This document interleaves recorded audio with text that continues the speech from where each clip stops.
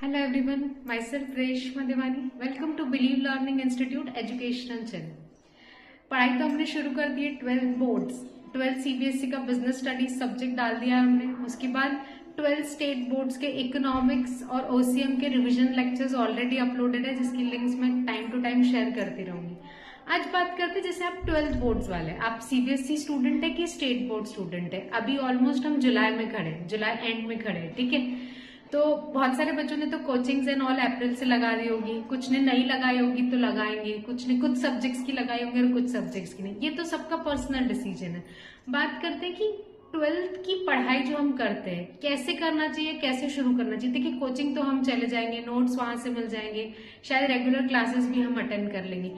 पढ़ना किस वे में, देखिए सबसे इंपॉर्टेंट चीज तो खुद को एक बात अच्छे से समझा दीजिए कि हर बच्चा हर सब्जेक्ट में परफेक्ट नहीं होता है, या हर सब्जेक्ट हर बच्चे की स्ट्रेंथ नहीं होती. किसी का प्रैक्टिकल स्ट्रांग होता है, किसी का थ्योरी स्ट्रांग होता है. ये बाय डिफॉल्ट नेचर होता है हर स्टूडेंट का. ऐसे जैसे मेरी बात करें तो मुझे थ्योरी सब्जेक्ट पे ज्यादा ग्रिप था, प्रैक्टिकल सब्जेक्ट से मुझे थोड़ा डर लगता था. मैं ऐसा नहीं बोल रही हूँ कि मेरे जैसे बने, जस्ट मैं आपको जितने भी वीडियो शेयर करती हूँ उसमें पर्सनल एक्सपीरियंस लेके शेयर करती हूँ.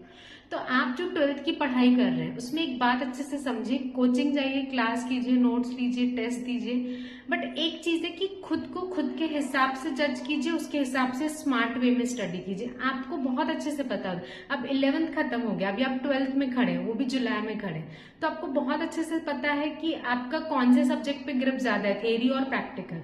तो do it in a smart way. अगर आपका थ्योरी स्ट्रांग है तो थ्योरी के जो भी सब्जेक्ट स्ट्रांग है उसको मल्टीपल रिवीजन करना, उसकी प्लानिंग करना, उसका राइटिंग वगैरह ऐसा सीखना कि वहां मार्क्स कम से कम कटे आपके. उसके बाद प्रैक्टिकल सब्जेक्ट हार्ड है, अगर मुझे हार्ड लगता है, मुझे उससे डर लगता है, छोड़ना तो कुछ नहीं है, और सिर्फ पास भी नहीं होना है, हमको बहुत अच्छे मार्क्स से पास होना है.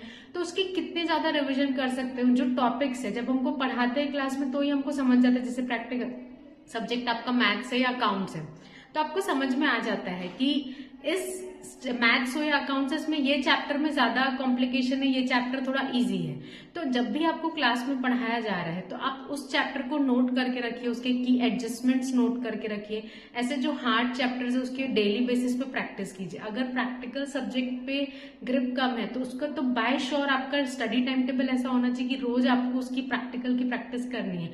थ्योरी सब्जेक्ट पे ग्रिप ज्यादा है तो आप एक हफ्ता एक सब्जेक्ट या 3 दिन एक सब्जेक्ट, सबका पढ़ने का पैटर्न अलग होता है. कोई हर डे ऑल सब्जेक्ट पढ़ता है, कोई एक सब्जेक्ट को रेगुलर लेता है, बाकी दूसरे सब्जेक्ट चेंज करता है. तो आपका जैसा भी पढ़ने का पैटर्न हो. वीडियो में बस ये बताना था, जो भी स्ट्रेंथ एंड वीकनेसेस है उसको जज कीजिए, उस हिसाब से 12th की स्टडी कीजिए. All the best.